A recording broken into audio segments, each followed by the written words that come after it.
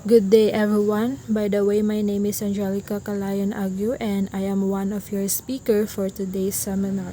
Today we are going to tackle about ecoliteracy, or specifically understanding and cultivating ecoliteracy. So let us define what is ecoliteracy or ecological literacy. Okay. Ecoliteracy or ecological literacy, it is the ability to use understanding of ecology in life to study the environment. This is according to Alfianto Carianto Harlita 2019.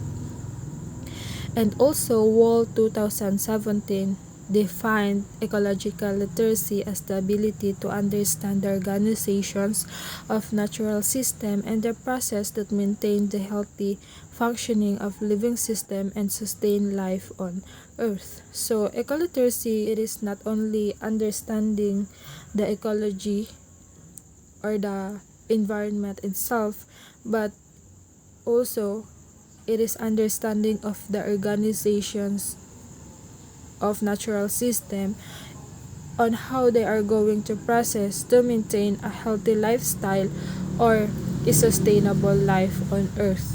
Okay, let's proceed to the aim of ecological literacy. So, the aim of ecological literacy is to create a frame of mind that recognizes the relations and interdependency with the natural world in support with the development of new capacities to create a sustainable ways of living. This means that the aim of ecological literacy is to foster or increase an understanding on how we are connected to and reliant on the natural world.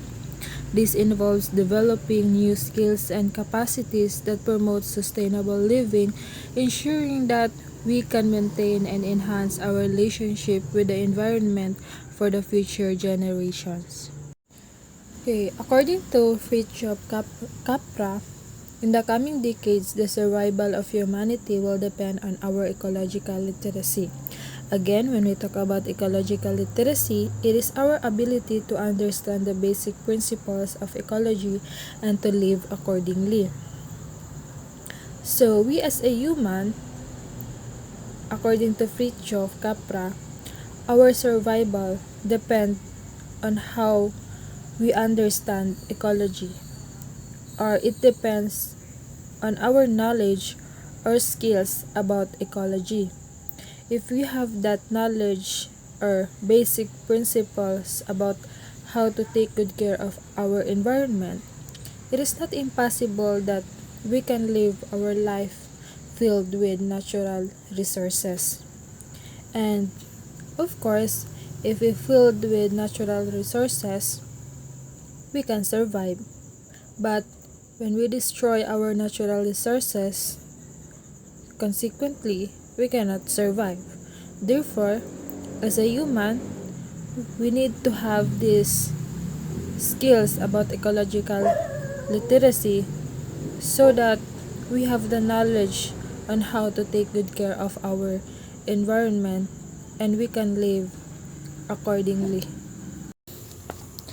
Ecoliteracy must become a critical skill for business leaders, politicians, and professionals. So, unsa kaya ang mga reason nganong ang mga business leaders, politicians, and professionals, they need to integrate ecological literacy skills?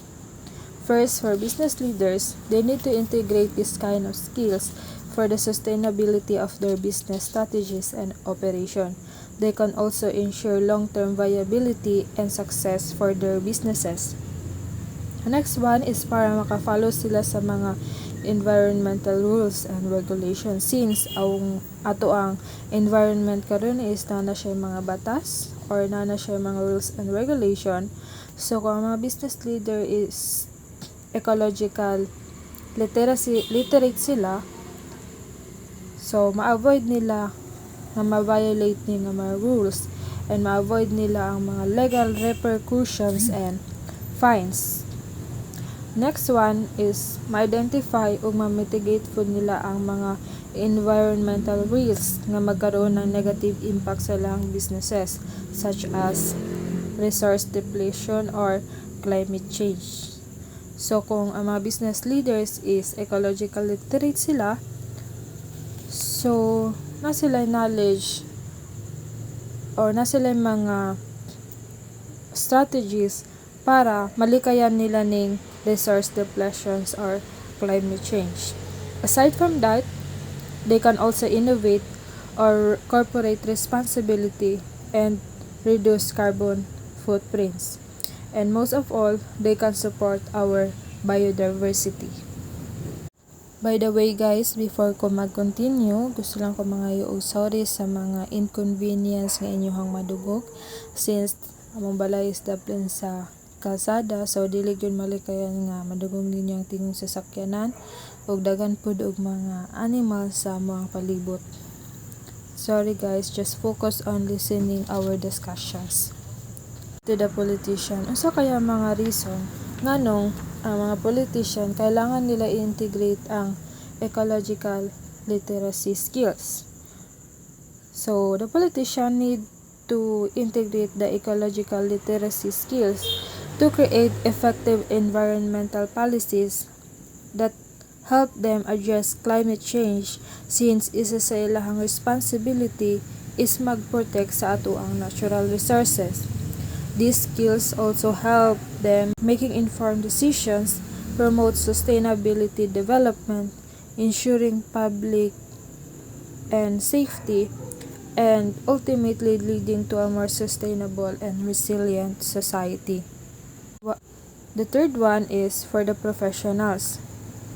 The professionals should also integrate these kind of skills for them to implement a sustainable practices within their fields. Example, sa mga teachers and principals. So if they have this kind of skills or integrate nila ang ecological literacy, it will help them reduce, or they can help our environment reduce a negative impact, such as proper waste disposal, and they can also integrate this in teaching the children, like mag-conduct sila og mga community services, tree planting, or magbuhat sila og mga recyclable projects. So in that way, in that simple acts is maka-reduce na sila og mga negative environmental impact. Now let's proceed to what is the relationship between ecoliteracy and sustainable development. So when we talk about ecoliteracy or ecological literacy, it is all about teaching the next generation about sustainable development. And when we talk about sustainable development, it is the sustainable of individual populations, and the sustainability of the entire populations are independent. So when we talk about ecoliteracy, this is the skills. But when we talk about sustainable development, mo ni siya ang result kung we as a human gina-integrate nato ning ginatawag nga ecological literacy. According to United Nations Education, Scientific and Cultural Organization or UNESCO, sustainable development is the overarching paradigm of United Nations.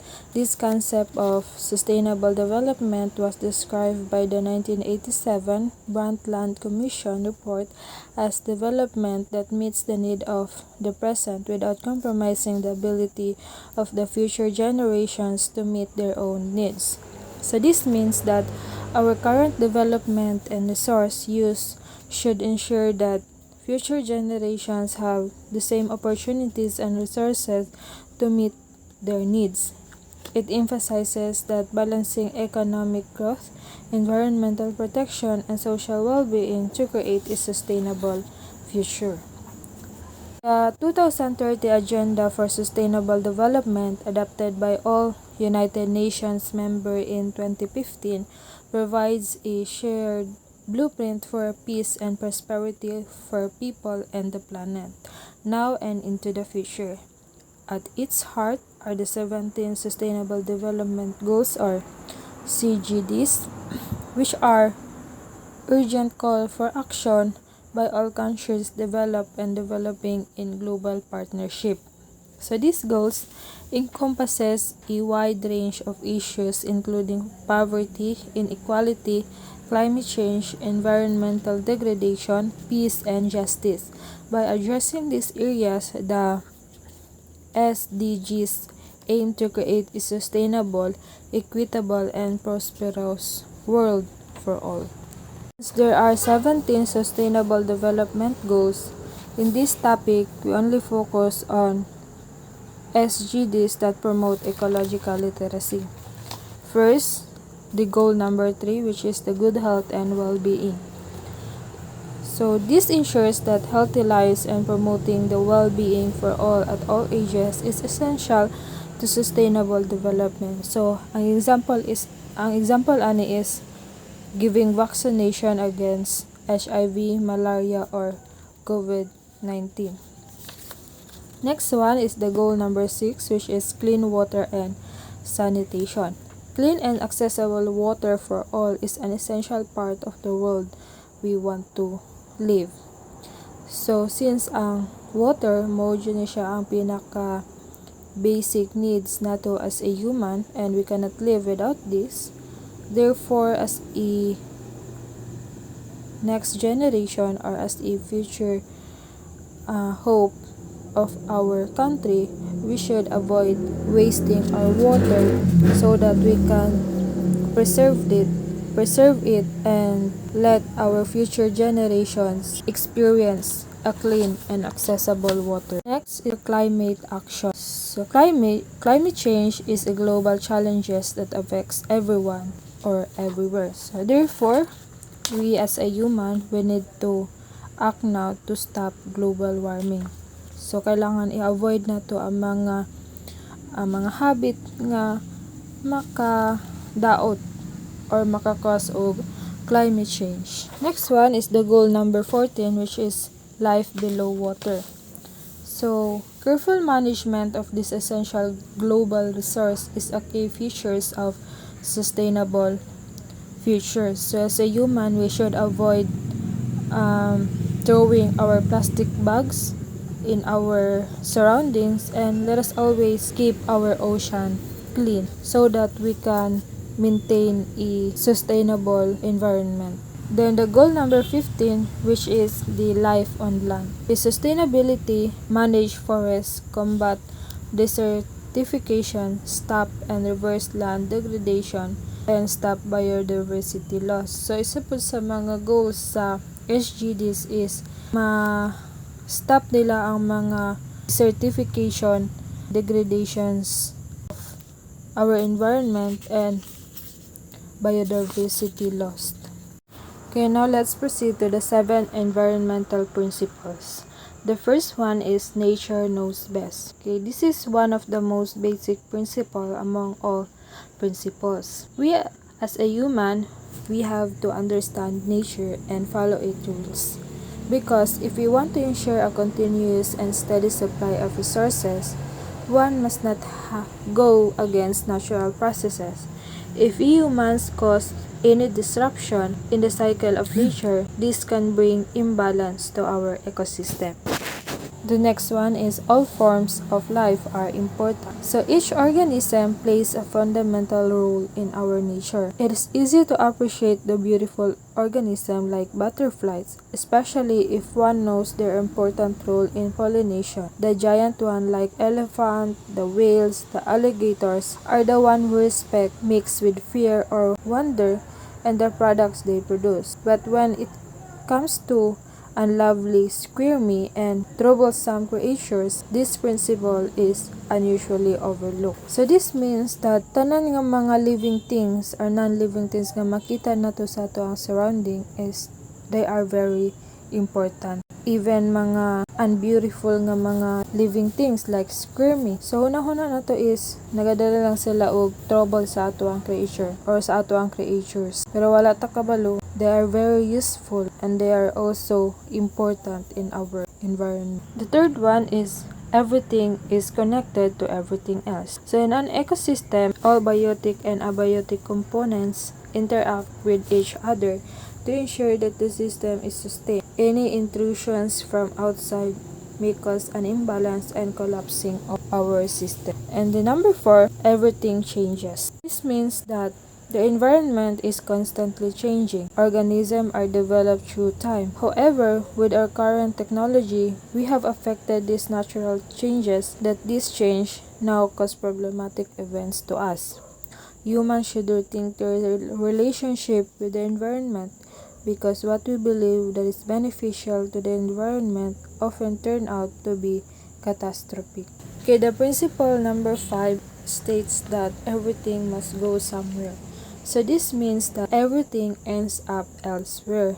It doesn't just disappear. For example, if you throw a piece of candy wrapper away, it disappears from our sight, but it doesn't cease to exist. It ends up elsewhere. Gases released in the atmosphere may spread, but it will end up a component of atmosphere and can be brought down by rains. Any particular type of waste should always be a concern to us. It may be a pollutant or resource depending on a certain factors. Therefore, as a human, we need to be responsible person and throw our trash in a proper place. Again, kumulabay ta og basura sa atuang palibot, so mawala na siya sa atuang pananaw. Pero dili yun na siya totally nga mawala sa atuang environment. And also ang mga gases. Para sa to is nawala na siya kay wala na dili na to siya makita. Pero wala ta kabalo nga nakadugang day siya sa component sa atuang atmosphere, just like carbon dioxide. So ang carbon dioxide mo na siya ang isa sa reason nganong ma-experience nato ang grabe ka init sa atuang environment kay kanang carbon dioxide is na siya bad effect, but dili lang negative ang iyahang impact sa atuang environment. Isa pud sila sa makatabang sa atuang mga plants nga mag-grow. Pero too much carbon dioxide will also destroyable in our environment. So the next principle, or the number 6 principle, is the principle number 6 is ours is infinite earth. So this means that earth resources can be classified as either renewable or non-renewable. Okay, when we talk about renewable, it can be replenished by natural cycles. So mawala siya through natural cycles. The example of this is water, air, plants, and animals. And the non-renewable is, these are the things that cannot be replenished by natural cycles. Example of this is mga plastics. Pero, ang renewable, can ma-replenish sila through natural cycles. This can be renewable only if they are not overused and not destroyed from factors such as pollutions.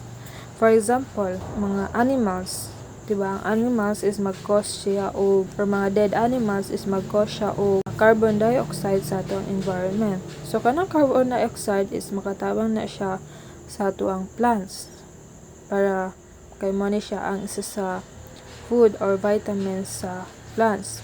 Pero, kung masubraan na po na siya kanang carbon dioxide, it can be destroyable na sa atuang environment. Muna na siyang cause o mga greenhouse gases or manipis na ito ang ozone layer kaya grabe kainit na sa ito ang environment or sa itong kalibutan karon. So the last principle is nature is beautiful. Among all creatures, humans are the only ones made in God's image and have been given the right to have dominion over all His creations. So kita as a human, natay kakayahan nga mag-manipulate o mag-take good care sa ato ang environment. So, para ma-maintain nato ang beauty sa ato ang nature, we need to be ecological literate so that can help our environment and maintain its sustainable development. Okay, so the states recognize the important role of schools in the promotion of environmental education. So, dili lang mga other humans na important role in taking care of our ecology or our environment, but also the schools. December 12, 2008, the Congress passed Republic Act 9521, also known as National Environmental Awareness and Education Act of 2008. Okay, the DepEd Order number 52 S 2011, strengthening public and private school. DepEd urges all public and private schools to lead the role on the environmental awareness by enhancing environment education and by pursuing effective school-based and activities that seeks to preserve and protect the environment. Since ang state is gina-recognize niya ang important role of schools to promote an environmental educations, now let's define or understand what is environmental education. Okay, again, environmental education, it is a process that allows individuals to explore environmental issues, engage in a problem solving, and take action to improve the environment. This means that environmental education is like a journey where people learn about environmental problems and how they can help solve them.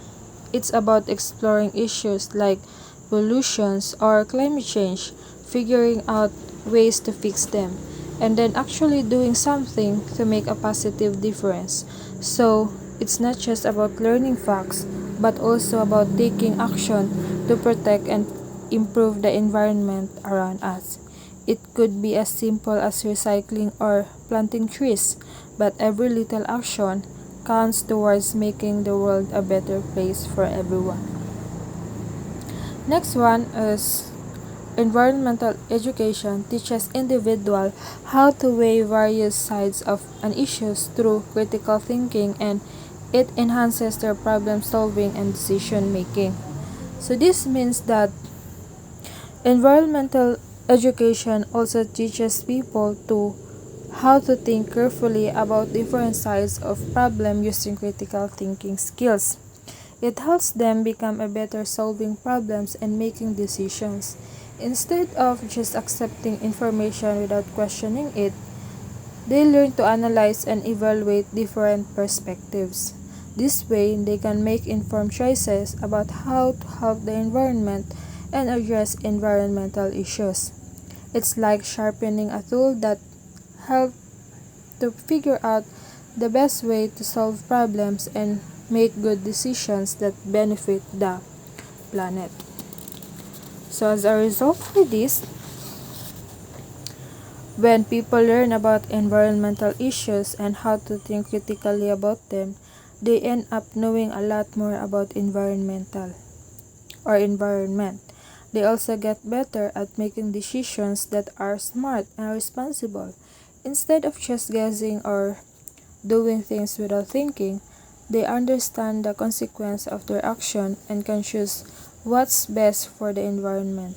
It's like having a superpower that helps them protect the planet and make it a better place for everyone to live. Okay, before I end these discussions, I want to read this message by David W. or Ecological Literacy, Educating Our Children for a Sustainable World. According to him, the plain fact is that the planet does not need more successful people, but it does desperately need more peacemakers, healers, restorers, storytellers, and lovers for every kind. It needs people who live well in their places. It needs people of moral courage, willing to join the fight to make the world habitable and humane. Therefore, as a human, we need to be ecological literate so that we can make our planet wonderful and make it more reserved for our next generation.